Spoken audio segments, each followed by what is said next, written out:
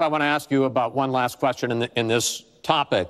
You have been warning at rallies recently that this election is rigged and that Hillary Clinton is in the process of trying to steal it from you.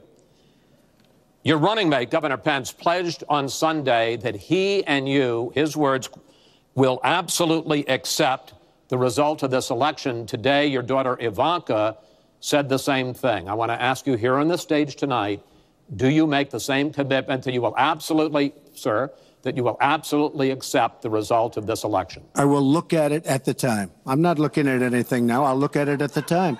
What I've seen is so bad. First of all, the media is so dishonest and so corrupt, and the pile-on is so amazing.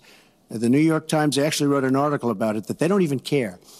It's so dishonest, and they've poisoned the minds of the voters. But unfortunately for them, I think the voters are seeing through it. I think they're going to see through it. We'll find out on November 8th, but I think they're going to see through it. But, sir, excuse me, Chris, if you look at your voter rolls, you will see millions of people that are registered to vote. Millions. This isn't coming from me. This is coming from Pew Report and other places. Millions of people that are registered to vote that shouldn't be registered to vote. So let me just give you one other thing. So I talk about the corrupt media. I talk about the millions of people. Tell you one other thing. She shouldn't be allowed to run. She's guilty of a very, very serious crime. She should not be allowed to run.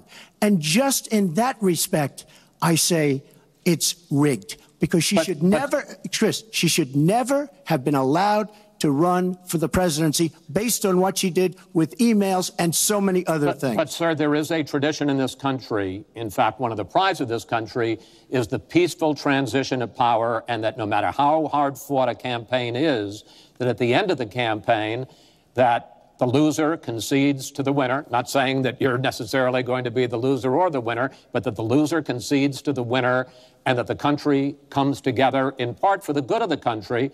Are you saying you're not prepared now to commit to that principle? What I'm saying is that I will tell you at the time. I'll keep you in suspense. Well, okay? Chris, let me respond to that because that's horrifying. You know, every time Donald thinks things are not going in his direction, he claims whatever it is rigged against him. The FBI conducted a year-long investigation into my emails. They concluded there was no case. He said the FBI was rigged. He lost the Iowa caucus. He lost the Wisconsin primary. He said the Republican primary was rigged against him. Then Trump University gets sued for fraud and racketeering. He claims the court system and the federal judge is rigged against him. There was even a time when he didn't get an Emmy for his TV program 3 years in a row, and he started tweeting that the Emmys were rigged against him. Should have gotten it. This is a mindset. This is how Donald thinks.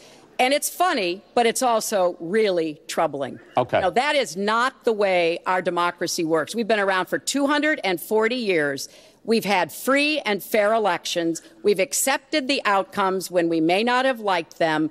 And that is what must be expected of anyone standing on a debate stage during a general election. You know, President Obama said the other day, when you're whining before the game is even finished, it just shows you're not up to doing the job. And let's be clear about what he is saying and what that means. He is denigrating, he's talking down our democracy. And I, for one, am appalled that somebody who is the nominee of one of our two major parties would take that kind of position.